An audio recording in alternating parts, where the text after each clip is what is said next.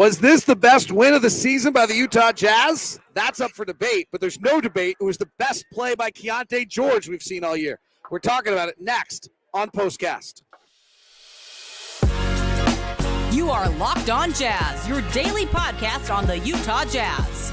Part of the Locked On Podcast Network, your team every day. David Locke along with Ron Boone after the Utah Jazz win. As impressive a performance as they've had all year, a 117-109 win here in Salt Lake City on a Saturday afternoon against the Miami Heat in a fun game, a game in which at the end of one, Miami led by one. At the half, the Jazz led by one. At the end of three, we were tied. And until the final moments of the game, neither team led by more than two possessions other than one single Jazz possession. And that didn't happen until late in the fourth quarter. We went the first 43 minutes of the night, both teams within two possessions the whole time.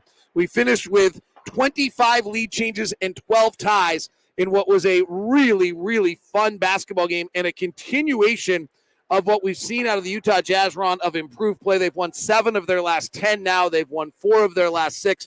This team just is playing completely differently, and Will Hardy is using the pieces correctly. Yeah, you can just tell the confidence level is starting to build from the players as well with what's going on out there on the floor.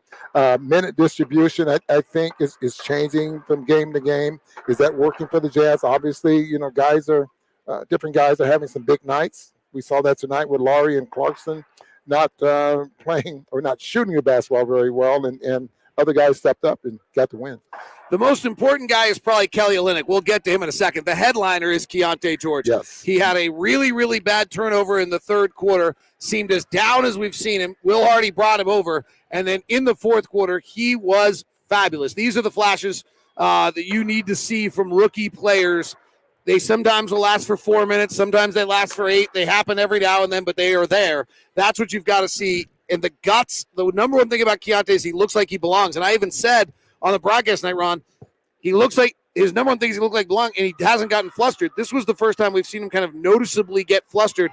And for him to bound out of that in a manner that he did tonight in the fourth quarter, he finishes with 12 points, I believe it was, in the fourth quarter tonight on 4 of 5 shooting and 3 of 4 from 3. And they were big ones, and they were gutsy. Yeah, it was right at a crucial time to where it could have swung either way, as a matter of fact. And he knocks down a 3, gives Jazz back up 4 on both possessions, I think, when he knocked down those 3s there in the fourth quarter. So his confidence level is there. The moment doesn't seem to scare him.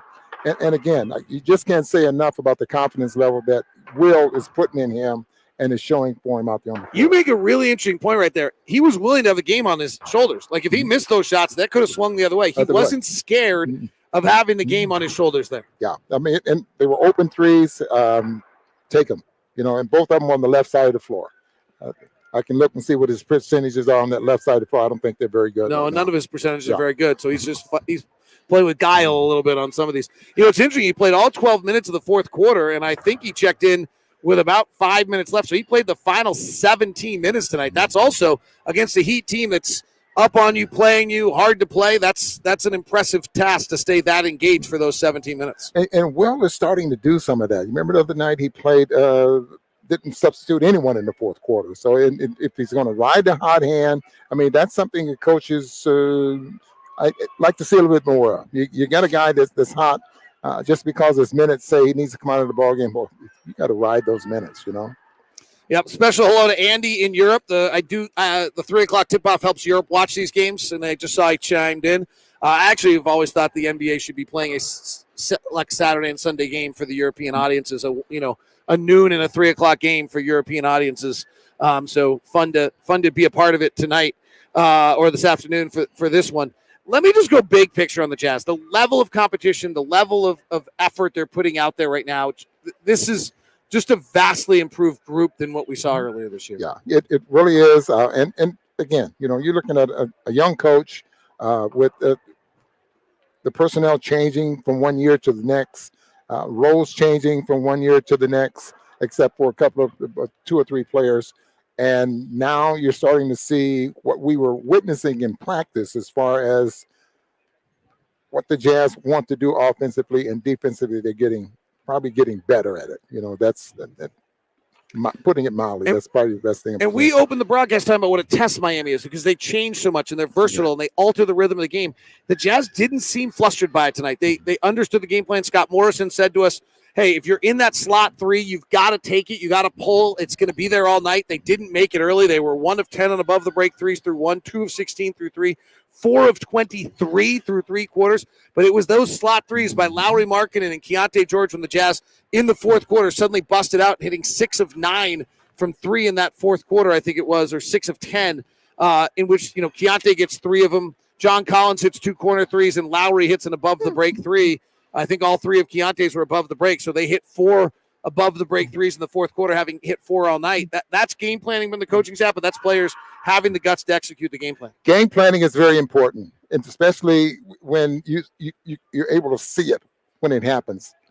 Not sure if they talked about when they're in the zone or even when they're switching 1 through 5. You should get a shot here and you should get a shot there. When you're there, take the shot. And obviously, Keyonte was right there on a couple of them and knocked them down. The dagger of the night is Lauri Markkanen's 3. He's 0 for 7 at the time from 3. He's really having a miserable offensive night. What did you see out of him that he was willing to pull the trigger on that? Well, he's the scorer on this team. He's the star on this team. He's the best player on this team, and you can't be afraid of the moment if you're the best team on the best player on the team. You miss it, at least I took the shot. But he got a lot of confidence that I'm going to make the next one. I missed 4 in a row. I'm going to make the 5th one. If that's the mentality you definitely have to have. All right, I've buried the headline. Let's go to Kelly Olynyk. The former member of the Miami Heat came off the bench in the first half. He immediately started going to the basket. He was 5 of 6 in the first half. He really was attacking, told us in postgame that it was based on the matchups of what he knew. He also knew that Miami, we told you in the broadcast, Miami's 27th in the league in rim defense. Teams are allowing Knights shooting 70% at the rim against Miami. He knew that. And went after them there.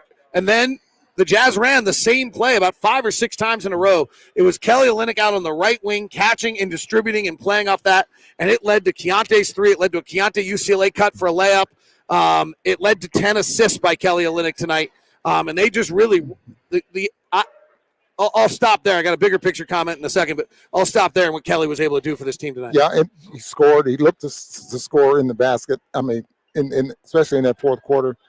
But David, he knew what was guarding him as well.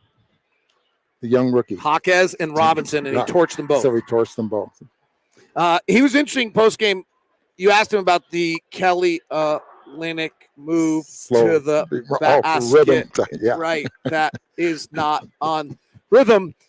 And that's from 1-on-1, 2-on-2, 3-on-3 when all those games he plays. Yeah, it's amazing. And he's smart enough, knows how to get him off. He missed a couple of layups the other night after pulling some of those moves off, but and we saw him in practice working on those things. So it's not like he doesn't know what he's doing, because he does work on it. There are 2 things that have changed about the Jazz. There's probably more, but I'm going to go with 2 things. The biggest one to me is Kelly Olynyk. He's playing with the ball in his hands more. He's on the floor more. He's more involved. When possessions aren't working, they're flashing him to the ball and making him make a decision. He's probably the best decision maker on the team. I think his role of what's happened in the last month is, I'd have to go back and I will do this. Look at how many touches he's having, how many front court touches he's having. It just feels like he is so much more impactful. But his role changes from game to game. But his ability about 6 shots, 5 to 6 shots a ball game. So, but tonight, different. He knew that he needed to shoot the basketball. He only ended up with 10 shots. Right. 10 shots. He made 6 in 28 minutes of play. But they were very important minutes, setting his teammates up, getting assists, rebounding. His impact is just unbelievable. The other one's Colin Sexton. This is a different player. This is the player they dreamed that they were getting a year ago, coming off the knee injury. He didn't perform this way for the opening 20 games of the season. His last 10 games, he's averaging about 23 points, but it's different. It's a level of awareness out of Colin that I didn't know he had. Will talked about his decision-making and the pick and roll and slowing down and making the initial read. And it's also a propensity and willingness to shoot the 3. Like, he took 4 threes tonight. I don't care he's 1 for 4. If you're going to play shooting guard in the NBA, you have to take 4 to 7 threes a night. He was taking 1 or 2 last year. That just wasn't enough. And he's now bombing the 3. making it at a high rate, but his attack and what he's doing, he's earned himself that starting spot on this basketball team. Well, and you just mentioned something that's very important because he is, as you mentioned, his decision making, but also he's not playing with his head down, and so now he's getting some assists. I mean, he's reading the defense. He ended up with 5 assists tonight in 25 minutes. I mean, that's awesome. That's that type of performance or effort that you're getting in 25 minutes. That is awesome. Even if he was doing that coming off the bench, it would be just as valuable to what the Jazz are doing out there on the floor. All right. Easy. 6, really easy. Yeah. 7 players in double figures tonight, as John Collins went over as well, with 2 big fourth quarter threes for John Collins tonight. Simone got the start, defended Jimmy Butler really, really well. Jimmy Butler left the game with a foot injury late. I saw somebody in the chat room saying this game would have been different if Jimmy, maybe, but Miami, by the way, came in as 27th in the league in the fourth quarters, 26th in the league in clutch, and Jimmy Butler this year is 8 of 31 in the clutch. So this is actually what we saw tonight out of Miami. It's been a little bit of a season-long issue for them where we were tied going to the fourth quarter and they weren't able to close it. And the Jazz have been remarkably good in the clutch. Will Hardy's team is now 9-5 and the 4th best offense in the league in clutch play. So maybe it would have been different. Obviously, Jimmy Butler's awesome, but it has not been a Jimmy Butler-esque season late in games so far. I thought Simone did a great job on him. Chris Dunn started tonight and again kind of just dimed out 6 assists, held it really just an all-around effort. Walker Kessler had a fabulous stretch defensively around the rim in the third quarter that altered the game. I want to give everyone a little due before we get to it. And now we can do it. Our 2 stars tonight are simple and easy. They both start with K. Yeah, absolutely. Keyonte George and Kelly Olynyk, both off the bench, and both were just fabulous. Keyonte with 12 fourth quarter points and a double-double for Kelly Olynyk. Thanks so much for tuning into POSTCAST. Ron, you got any final thoughts before? Let's go home. Go home. We're home. Yeah. We don't have to. It's not like road trip. So we got another game Monday. We might as well stay here, huh? Yeah. Dallas tickets are available for the first. See Luka. If you've never seen Luka before, would you please come out? Because it's really. I talked to an NBA coach this week who said he thinks Luka will be remembered equal to Magic Johnson by the time it's done. It's great company. Yeah, absolutely. Jazz win it over Miami. Come and get the tickets. See you here. Thanks very much for tuning in. We now send you the first ever 24/7 national stream on YouTube. Locked On Sports Today.